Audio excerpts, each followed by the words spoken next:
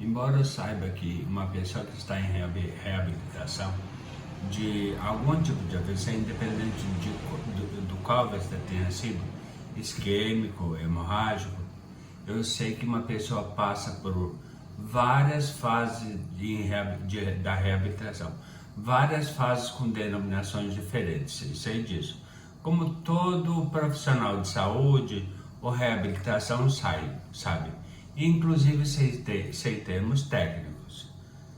Mas eu basicamente passei por algumas fases dentro do processo de reabilitação após sair da cama. Lembra no primeiro capítulo, né, na espasticidade? E nós vamos falar sobre isso ao longo do segundo capítulo que inicia hoje. Mas antes de iniciar o segundo capítulo, eu convido você que sintonizou no canal pela primeira vez a clicar na palavra inscrever-se abaixo do vídeo, inscreva-se no canal, ative o sininho de notificações na opção todas, assim você vai ter a comodidade de receber todos os vídeos referentes aos capítulos dessa série de vídeos que é dividida em capítulos, sem se preocupar em assistir, em perder qualquer um dos capítulos, que é importante para todas as pessoas, principalmente sobreviventes de AVC que estão em processo de reabilitação, menos ou mais avançados do que eu, seus parentes, profissionais da área da medicina ou da reabilitação. Todas as pessoas eu convido a se inscrever no canal, ativar o sininho de notificações na opção todas, mas principalmente continuar comigo até o final do vídeo. Começa logo após a vinheta. Roda a vinheta, por favor.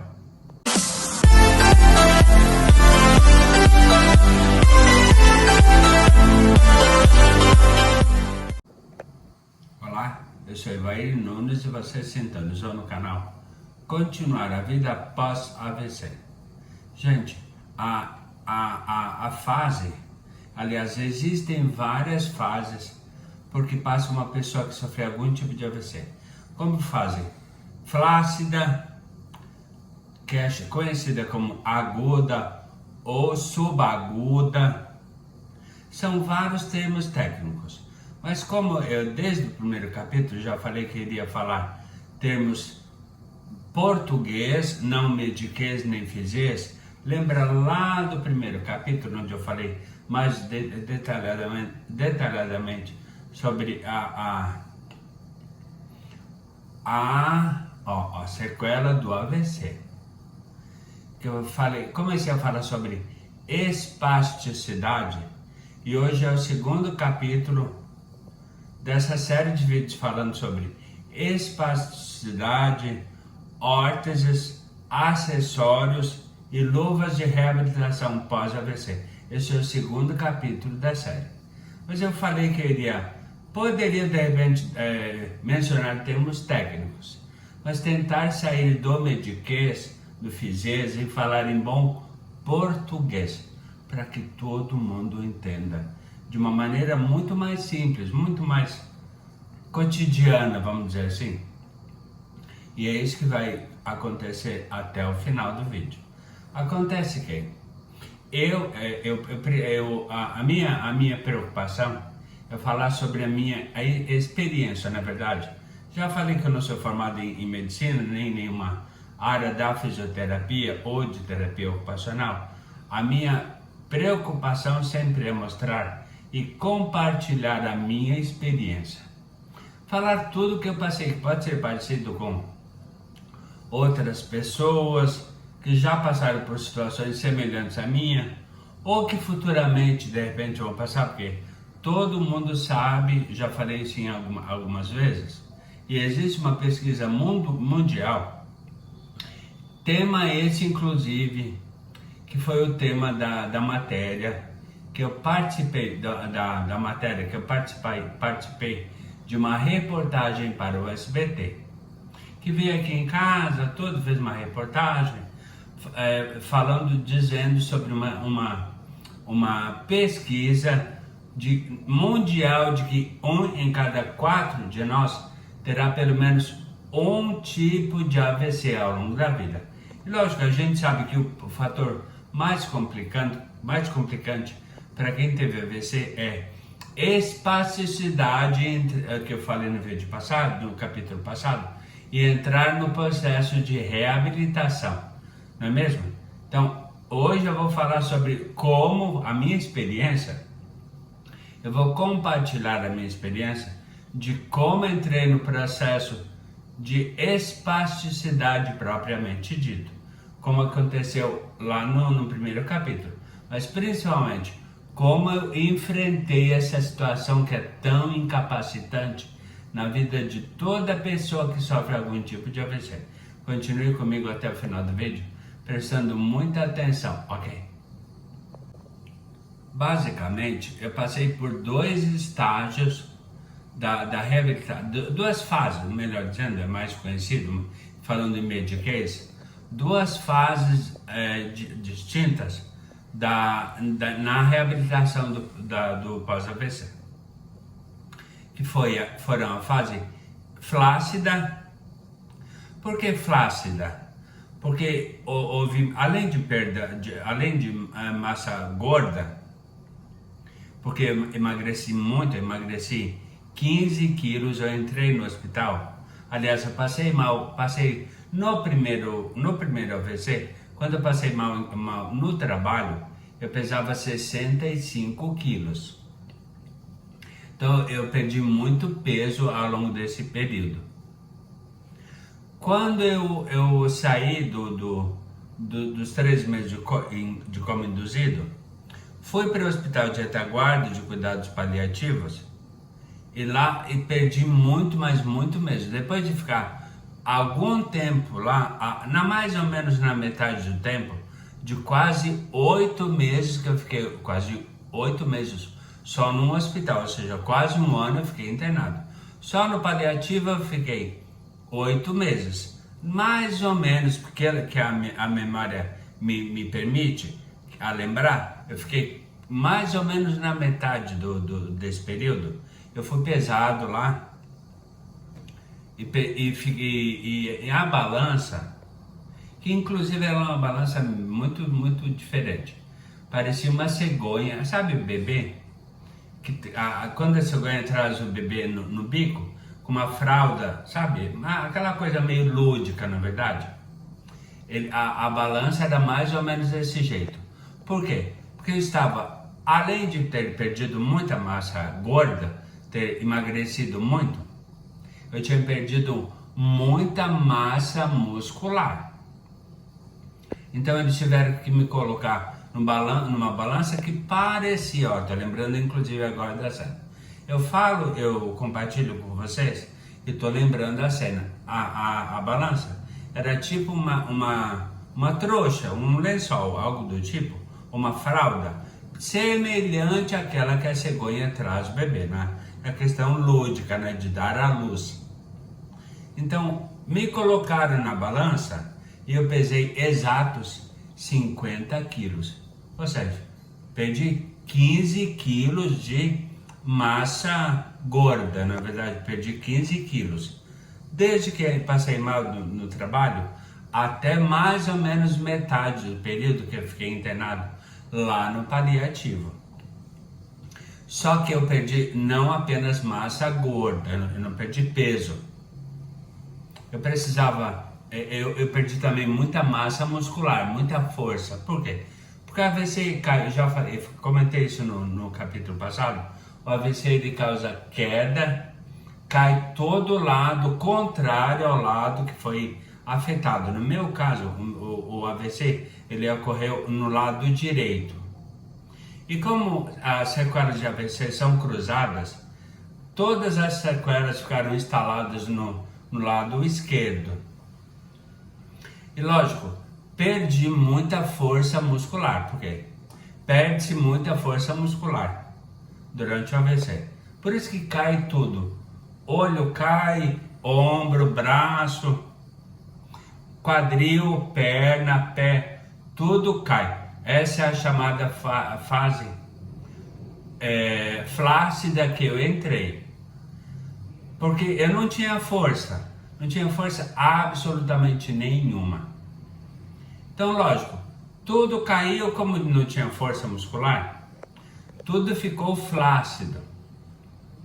Só que desde aquela época, aliás, ainda naquela época, mesmo sendo flácido, eu conseguia colocar os dois tênis iguais.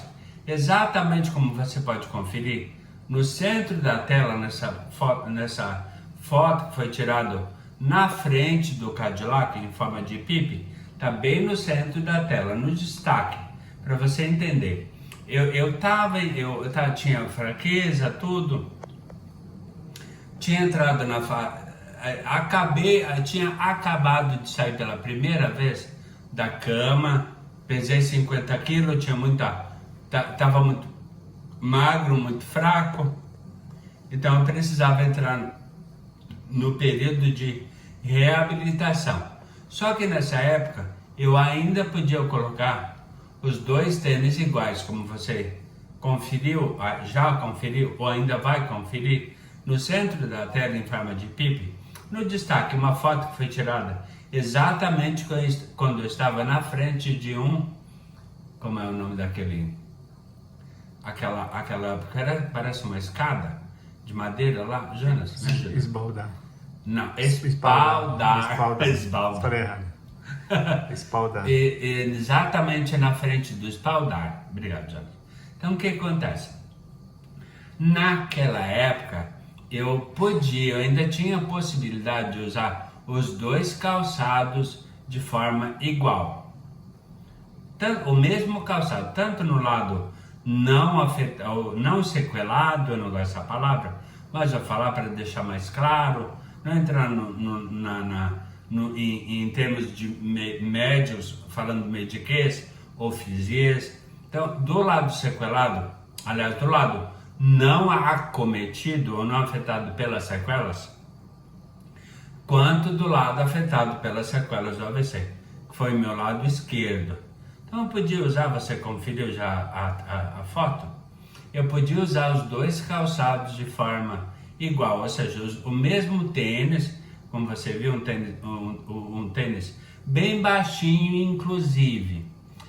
Eu gostava muito de usar aquele tênis porque ele era bem baixinho. Me dava a sensação, quando eu usava o tênis, na época que eu podia caminhar de forma natural, me dava a sensação de estar descalço, por isso que eu gostava tanto dele. E eu usava aquele tênis, eu usei por algum tempo ainda. Logo começaram as terapias fora da cama, no jardim lá do paliativo e também no ginásio, como você já conferiu a foto, na frente do espaldar, como já nos falou, espaldar. O que aconteceu? Eu entrei numa outra fase da reabilitação, que você vai entender com detalhes, permanecendo comigo, prestando muita atenção até o final do vídeo, ok? A espasticidade é o quê? Já falei, vou repetir, para que seja mais fácil para ilustrar, mais fácil entendimento de todas as pessoas, principalmente aquelas que estão em reabilitação de algum tipo de AVC. A espasticidade é o quê? A desorganização dos movimentos. Os movimentos, eles acontecem de maneira involuntária e principalmente exacerbada, ou seja, são movimentos obtidos através do nosso cérebro, só que como o cérebro está danificado, ele não entende exatamente como que tem que fazer, por isso a gente não consegue. É tão difícil para nós, é tão incapacitante fazer qualquer movimento, como esse aqui, por exemplo, só para você entender um pouco melhor. Levantar o braço, por exemplo. Eu consigo agora fazer esse tipo de movimento, mas não conseguia naquela época. Mas estamos falando sobre o início das minhas fisioterapias, que eu entrei então, logo após ter iniciado ou já finalizado a fase espástica, aliás, a fase flácida, desculpem, eu comecei a fazer muitos exercícios mesmo, tanto lá no quarto, ainda na cama, porque ainda recebia visita de fisioterapeutas no quarto, mesmo podendo já sair, como você conferiu que eu já estava conseguindo ir para o ginásio lá do paliativo. Só que acontece quando nós vamos iniciar o processo de reabilitação, eu particularmente estou compartilhando a minha experiência de vida. O que aconteceu comigo, na verdade? Então eu entrei na fase espástica. Deixei a fase flácida e precisava começar a ganhar massa muscular, o que eu perdi. Acontece que, lembra que a espasticidade é basicamente deixar com que você compare seu corpo a uma orquestra sinfônica? E quem é o maestro dessa orquestra sinfônica? Não é você, é seu SNC. Lembra o termo mediquês que eu usei no primeiro capítulo? Sistema Nervoso Central, falando em português, alto e claro. Acontece que o Sistema Nervoso Central, o SNC, quando ele percebe que algum instrumento dessa orquestra sinfônica, seu corpo, está destoando, está fora do tom, alguma coisa está errada, na verdade, então tem que conseguir. Mas o que é exatamente isso? Vamos entrar um pouquinho mais em detalhe? É o seguinte, quando você entra na fase espástica, aquela fase mais rígida, mais dura da sua reabilitação, o seu cérebro, ele não entende, porque entram em conflito, tic-teco, mais ou menos, eles entram em conflito. Quem está em reabilitação de sequela de AVC é basicamente, mais ou menos comparado, guardadas as devidas proporções, como quem está entrando no processo de reabilitação está com a sensibilidade aumentada. Mais ou menos isso. É o tônus muscular aumentado, a espasticidade. Mais ou menos acontece com a sensibilidade. O que eu quero dizer com isso? Ó, nessa garrafa tem água gelada ainda está gelado, vou aproveitar inclusive. Toma um pouquinho d'água. Olha o que acontece. Eu pego essa garrafa d'água e toco a pele do meu braço, lado direito, não afetado pelas sequelas, mas afetado pelo AVC, não pelas sequelas, que é cruzado, na verdade. Eu toco aqui, ó. Eu toco aqui deixa eu colocar aqui. Ó, eu sinto normal que a garrafa está gelada. Eu sinto normal, por quê? Porque não existe tônus muscular aumentado. Não existe a exacerbação da minha sensibilidade. Só que se porventura eu faço o contrário, pego a mesma garrafa gelada ainda e coloco no lado que foi afetado pela AVC. Gente, olha só, eu faço isso aqui. A impressão que eu tenho é mais ou menos quando eu vou entrar no chuveiro, por exemplo, que se porventura a água fica gelada, ou se porventura eu estou na rua, começa a cair alguns pingos de água, no meu lado direito, eu sinto tudo normal, como eu já demonstrei, encostando o braço direito nessa garrafa. Acontece que quando alguma coisa toca o meu lado esquerdo, como agora, a impressão que eu tenho é que navalhas entram sob a pele, exatamente abaixo da pele, na primeira camada de músculo do nosso corpo, bem abaixo da pele, bem sob a pele. Isso é o quê? A exacerbação da sensibilidade. E exatamente acontece com a questão da muscular. Eu estou falando sobre sensibilidade agora para você fazer uma comparação. E a mesma coisa acontece com a questão muscular para definir os nossos movimentos, para reabilitar nossos movimentos. Ou seja, a espasticidade muscular, espasticidade é uma palavra bem complicadinha, na verdade.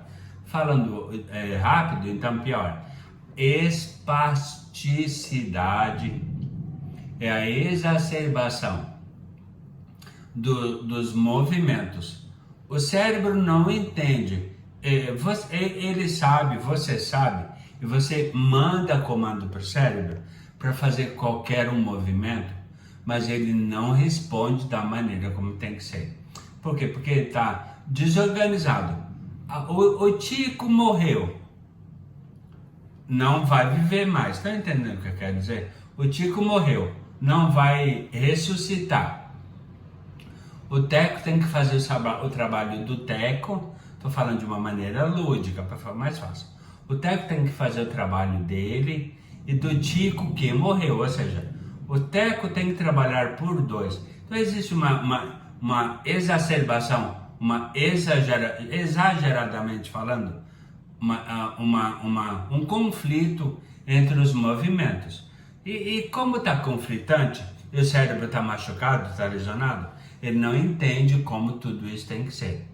Para isso existe a necessidade de órteses para corrigir o que o cérebro não entende e que precisa ser consertado, na verdade.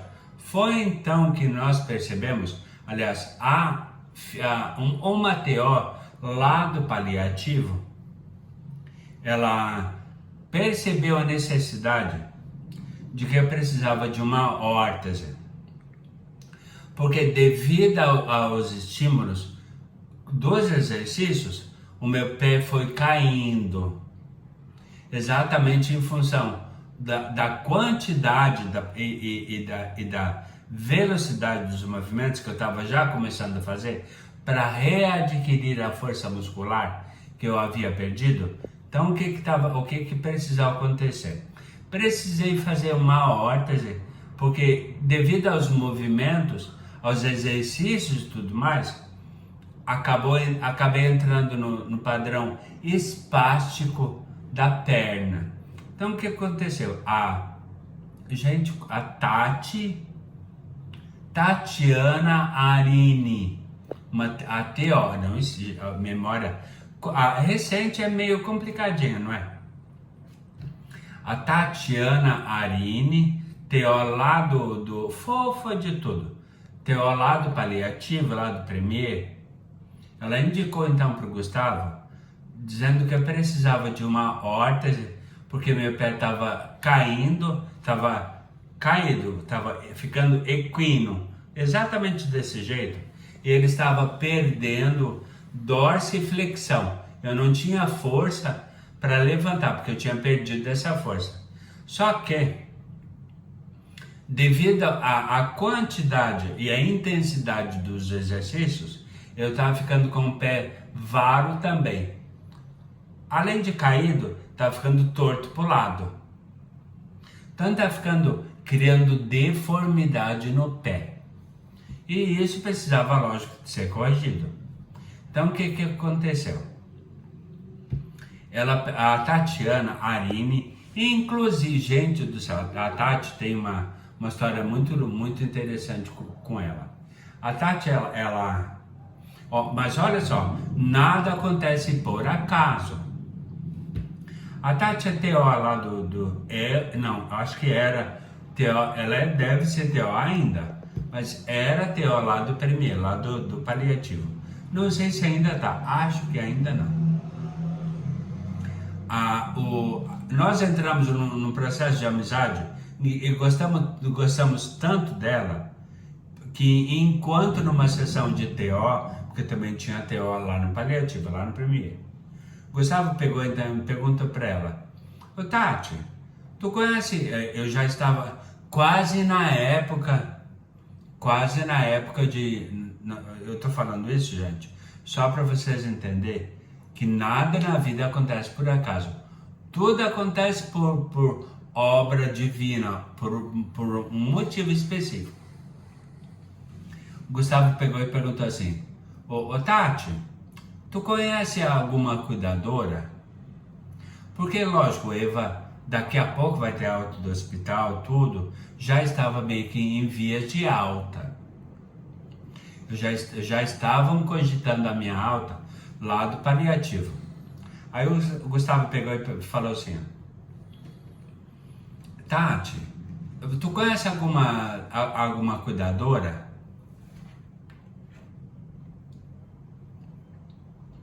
Aí ela falou assim, eu falei pro Gustavo que, claro, devido à questão de vergonha, tudo, imagina, né? Eu não era tanto assim de mostrar, principalmente na situação debilitada que eu estava. Goga, eu prefiro, se porventura tiver que ter uma cuidadora ou uma pessoa para me ajudar, eu prefiro que seja homem.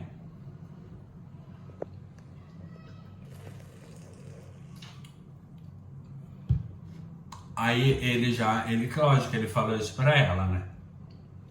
Olha, Gustavo, cuidador, homem eu não tenho pra te indicar. Eu tenho uma cuidadora que é muito, mas muito conhecida, muito famosa. Eu conheço o trabalho dela. Tenho todas as referências dela, inclusive, se tu precisar.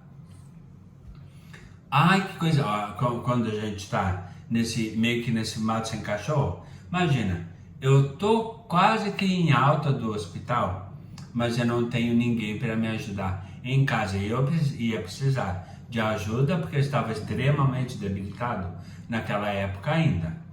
Então ela pegou e o Gustavo perguntou para ela e ela falou assim, ó, não tem um cuidador, não dispõe de nenhuma indicação para te passar de um cuidador homem. Como a Eva mesmo falou, porque ela me tratava como Eva, tudo. Como a Eva falou que prefere homem, por questão lógico, da vergonha, tudo. Ter que se expor à sua intimidade, tudo. É lógico, é melhor de uma pessoa do mesmo sexo. Concordo, concordo não. Entendo a opção dele. Mas eu tenho aqui essa pessoa, aí ele deu o nome para o Gustavo. Ai, graças a Deus, pelo menos uma luz no fim do túnel. Não é o que tu quer, não é o que tu gostaria, vai, por causa da questão da vergonha e tudo mais. Mas pelo menos temos alguém para ajudar. Gustavo então entrou em contato com a cuidadora, indicada pela Tati, a Tatiana Arini, fofa de tudo. Aconteceu uma cena, inclusive, engraçada lá no Premier com a Tati, eu nunca esqueço. Mas eu não vem ao caso contar. Eu e Gustavo, mas íamos muito lá no quarto. Coitada da Tati, mas eu nunca esqueço. Tanto, foi tão engraçada a situação, eu não vou falar o que é, que eu acabei dando um apelido pra Tati. Tati quebra barraco, ou quebra tablado. Gente, mas olha só, como é que pode? O Gustavo, então, fez contato com a cuidadora indicada pela Tati. Fulana, olha, eu tô te ligando, com a indicação da Tatiana Arini, a Tati, que é TO lá do Premier, do Hospital Paliativo. E o meu companheiro sofreu um AVC, está lá, tá para receber alta, tá lá. Ela contou a minha história. E lógico, ela como experiente, tendo conhecimento grande que tem, ela pegou e falou assim, ó, olha, Sr. Gustavo, eu estou com um paciente, lógico, parece que na época ela cuidava mais do que uma pessoa. Eu não tenho certeza, não lembro exatamente. Lógico, tem a questão da memória, às vezes dá uma fugida. Embora seja há o quê? 13 anos atrás, essa época, e a minha memória é boa. Principalmente a antiga. Gustavo então pegou e falou com ela, tudo. Relatou todo o meu caso, tudo. E inclusive falou sobre a minha... não falou sobre a minha preferência de querer um cuidador homem, um cuidador do sexo masculino. Não chegou a falar. Só que ela pegou e falou assim, ó, seu Gustavo, eu tô ocupado, eu tô trabalhando, eu tô cuidando de uma pessoa. Ela imagina, extremamente, sempre muito procurada. Só que tem uma pessoa que eu tenho certeza que pode te ajudar. Tô lembrando dessa situação. Eu tenho uma pessoa que certamente vai te ajudar e que cabe basicamente dentro do perfil que é interesse, que é legal pro caso do seu companheiro que sofre AVC, tá com muita debilidade, tá muito debilitada ainda, porque é uma pessoa extremamente paciente, tem uma paciência de Jó e certamente calma, eu tô vendo uma pessoa que tá quase com os olhos marejados aqui. Você vai entender por que eu tô falando isso, ficando comigo até o final do vídeo, prestando muita atenção, ok? Ai, que bom então, fulana. Que bom que mesmo tu não poder, mesmo estando ocupada e não podendo me ajudar nesse momento tão complicado, porque é complicado, tem que ser uma pessoa de confiança, que a gente sabe que vai tratar bem, a pessoa que vai ser cuidada, na verdade, então tem que ter confiança. Lógico, vai entrar na tua casa, tudo, vai entrar na vida de uma pessoa que tu ama. Então, lógico, tem que se cercar de um monte de segurança, na verdade. Principalmente, gente, desculpa, principalmente uma cidade como São Paulo. Naquela época, já era muito complicada essa questão de violência e tudo mais, violência doméstica, maus tratos, maus cuidados, é tudo muito complicado. Imagina, se naquela época já estava ruim e agora está muito pior, imagina que a gente tem que se cercar de tudo que pode, de toda a confiança, justamente para poder entrar, autorizar uma pessoa a entrar na tua vida, na verdade. Então o que aconteceu? Olha, e o bom de tudo, ele está disponível agora e certamente vai ajudar teu companheiro nessa situação tão complicada.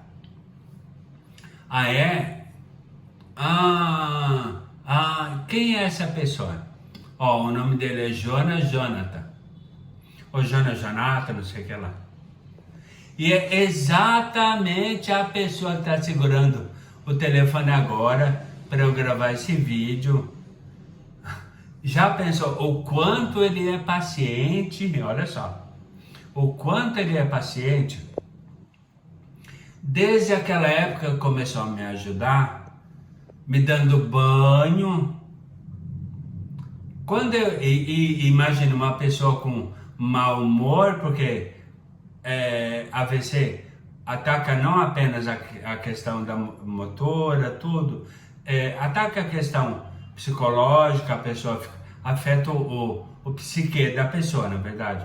Então eu era muito mal-humorado, respondia às vezes atravessado, era grosso, extremamente grosso. Não, tipo assim, eu falo que me dá na telha. Eu falava daquela época, né? Porque não pensava no que ia falar. Então eu falava tipo assim, aos quatro cantos. Imagina só. A pessoa tá me filmando agora, me ajuda um monte, mas muito mesmo. Isso já desde aquela época. Lógico que agora nem tanto, porque graças a Deus, devido a muito esforço, eu consegui muito da minha autonomia e muito da minha independência. Não é verdade, Jonas? Sim, Ó, verdade. ele tá filmando, ó, acabou de falar. Mas, lógico que eu precisava entrar num período de reabilitação. Então, o que aconteceu? Lá, voltando, gente, olha só, voltando, não estou desviando, não é papo de retenção, não, viu? Não não desviei do assunto, justamente porque como vai acontecer todos os capítulos dessa série. É tudo uma sequência. Por isso é importante estar inscrito no canal com o sininho de notificações ativado na opção todas. O próprio canal te avisa assim que eu definir um vídeo como estreia. Meia hora antes você recebe a notificação desse vídeo que vai ser liberado para você ter tanta informação. Então o que aconteceu? A Tati então pegou e falou, voltando lá no caso da Tati, que disse que eu precisava usar uma órtese no pé. Porque além do pé estar equino, pé caído, sem dorsiflexão, sem força muscular, eu não tinha força aqui nessa parte da canela ou da panturrilha para levantar meu pé. E além disso, tinha o pé, mesmo que eu tivesse a dorsiflexão, eu tinha o pé varo, era torto pro lado de fora, pro lado, lógico, o lado esquerdo, porque eu tô falando da minha perna esquerda, na verdade. Então o que aconteceu?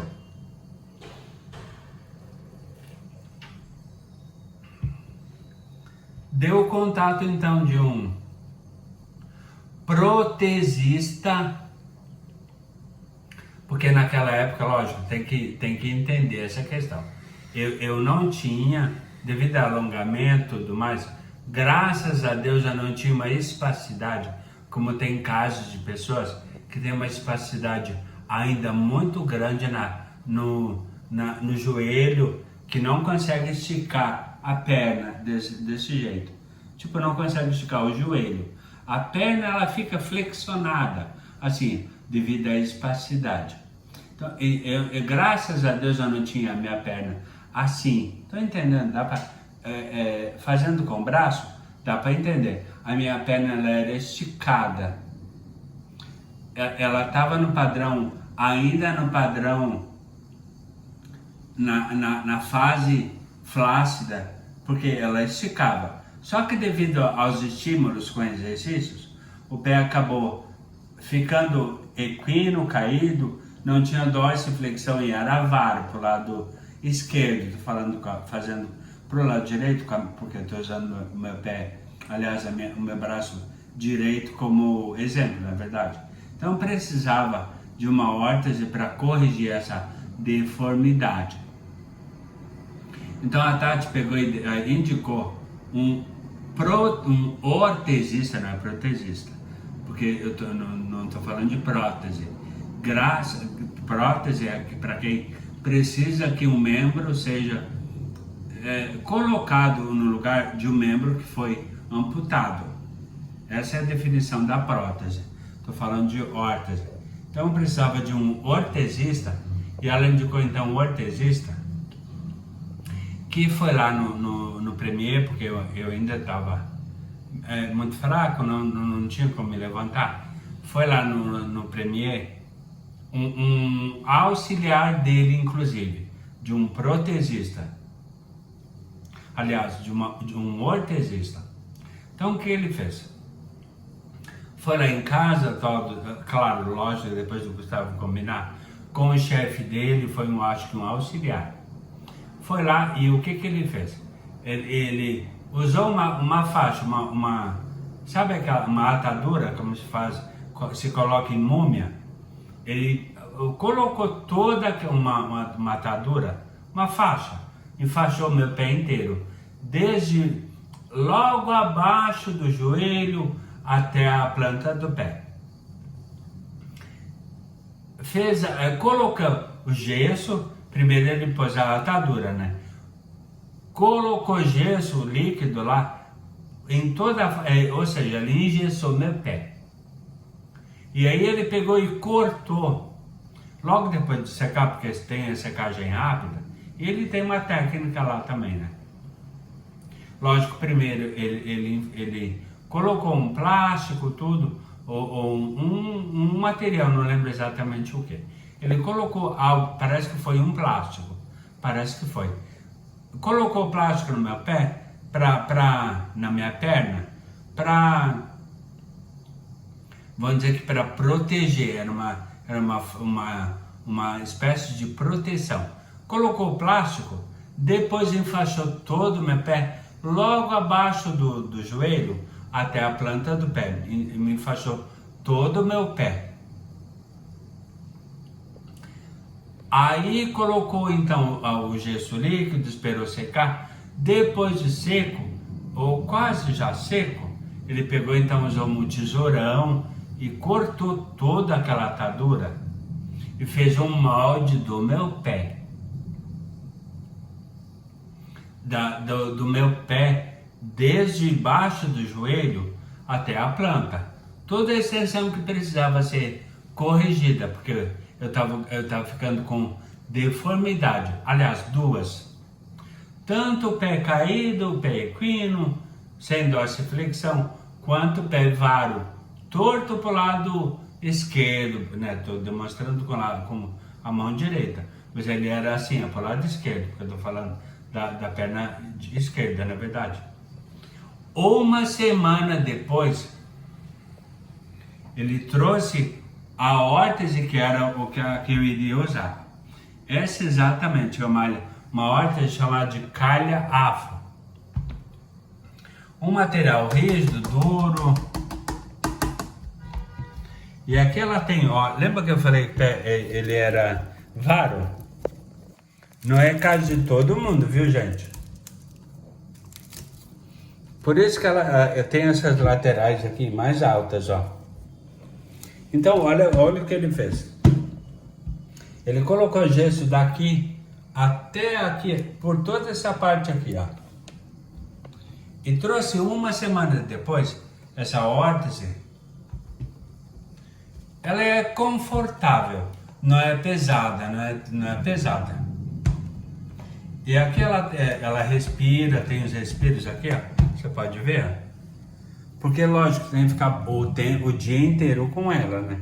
Eu precisava ficar o dia inteiro com ela. E aqui ela tem um recorte que imita, e que iria imitar, lógico que iria começar a caminhar de uma maneira mais afetiva. Ela tem esse corte aqui, ó. Com esses metais tudo, para imitar o quê? O movimento do calcanhar, né? Eu tinha que dobrar. E eu não tinha esse movimento, na verdade. Além dos velcros para segurar ela na perna, na verdade. Então ela precisava fazer isso aqui, ó. E eu, como não tinha o movimento, eu precisava de algo que pudesse me auxiliar, porque já estava entrando a minha perna, devido aos estímulos, é importante falar, estava entrando já ficando equino e ficando varo, devido a tal espasticidade, que é a desorganização, falando em português, a desorganização dos neurônios responsáveis pela nossa parte motora. A questão é complicada usar a órtese, a questão psicológica, né? Gente, eu nunca precisei desse tipo de coisa, e agora eu preciso, por quê? Então afeta um pouquinho o nosso lado psicológico. Só que o bom de tudo, agora eu vou fazer algo e o Jonas vai me ajudar.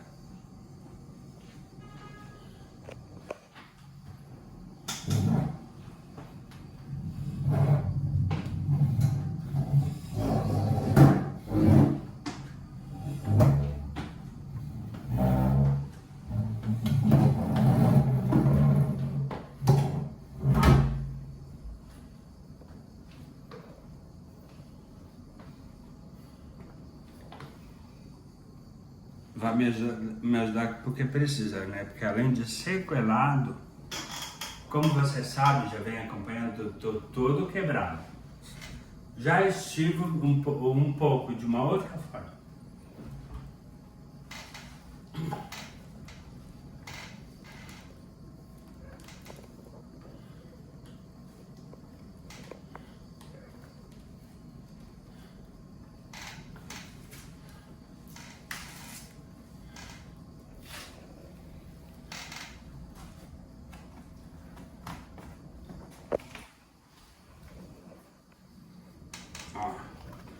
Acabei de falar, não é prestativo?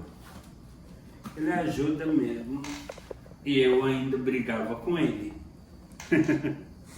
Ainda discutia com ele.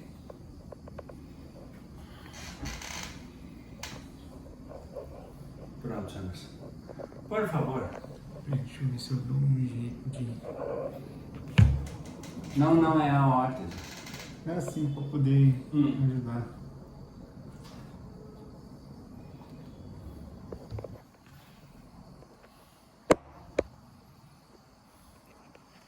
Ah, não. Tá. Ah, entendi o que tu quer fazer. Dá pra ver direitinho, pessoal?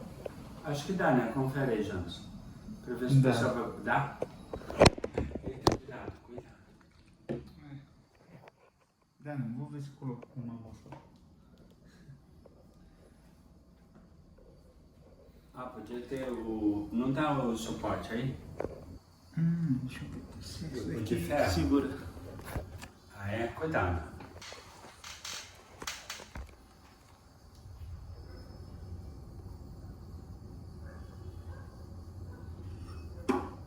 Pronto, aqui segura. Ah, é? Tá. E dá pra ver? Dá, bem melhor. Tá. Ah, sério? Ah, então tá bom. Então me ajuda a colocar aqui.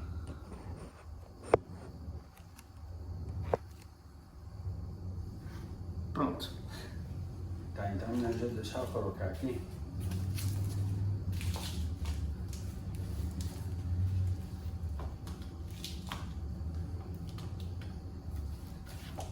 Não faz tanto tempo. Pois é, não é?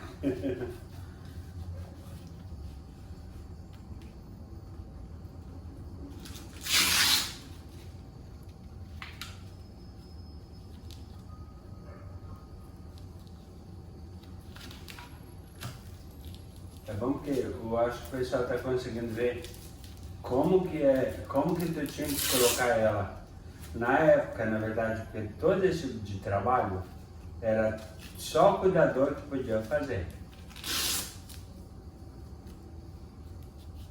E eu olhando, né, lógico, né, prestando sempre atenção.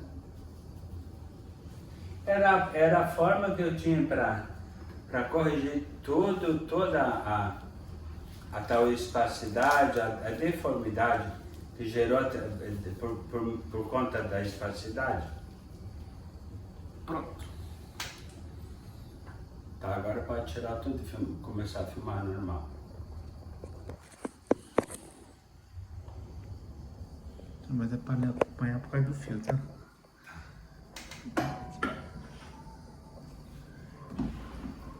Pronto, gente, é assim que fica a órtese. É assim que ela fica colocada no pé. Agora eu vou tentar, gente, faz tanto tempo que eu já não uso mais essa órtese. Eu vou tentar levantar da cadeira, tudo, e caminhar um pouquinho. Para você entender. Olha só, como que ela funciona no pé.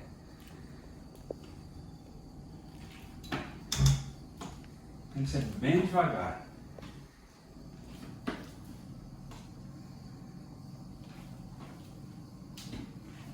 Olha só. Que bom que eu estou com dificuldade para usar ela. Justamente que era como eu caminhava na época, né? Usando ela.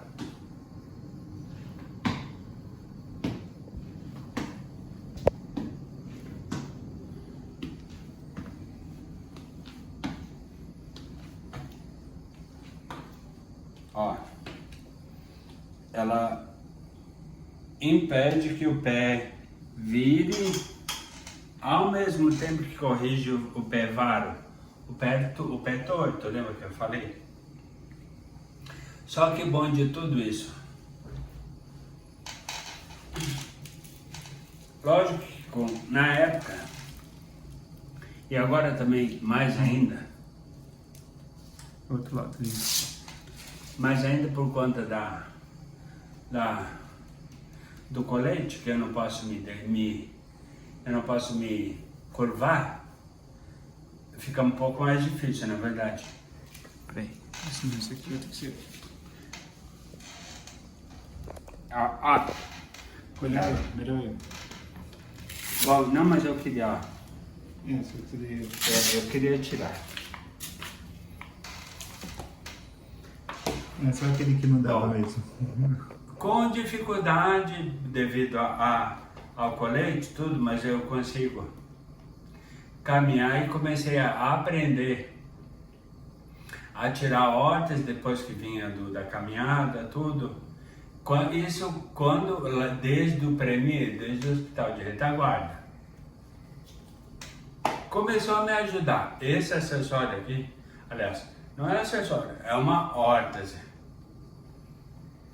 Começou a me ajudar, desde o paliativo, desde o Premier, até chegar em casa e começar os exercícios também. Só que, lógico, com o passar dos tempos, eu fui entendendo, lógico, a questão da resiliência, na verdade. Eu comecei a entender todo o mecanismo dela, os neurônios já começaram a se reorganizar, começou a acontecer a neuroplasticidade, estou falando em mediquês, em fisias, plasticidade neuronal, ou para mim, na verdade, organização do tic-teco, falando em bom português. Comecei a entender todo o processo de funcionamento da órtese. Aí, inicialmente, comecei a aprender a tirá-la, entender o processo de funcionamento e para que ela realmente servia. Com o passar dos tempos, eu fui andando melhor, mesmo com ela, mesmo com a utilização da órtese. Comecei o processo de marcha, tudo, e depois, com o tempo, a neuroplasticidade, a organização do tic-teco, eu entendi como colocar sozinho, aliás, como tirar, você já viu que eu entendi agora, lógico, né? Mas naquela época, 13 anos atrás, 14, quase 14, 13 anos atrás, eu comecei a entender como eu tirava. Só que depois eu acabei entrando num processo de entendimento maior da minha situação e comecei a tirar, colocar e aumentar a minha independência com ela. E isso tudo vai acontecer no próximo capítulo. Até a próxima oportunidade. Fique com Deus e beijo no coração. Tchau!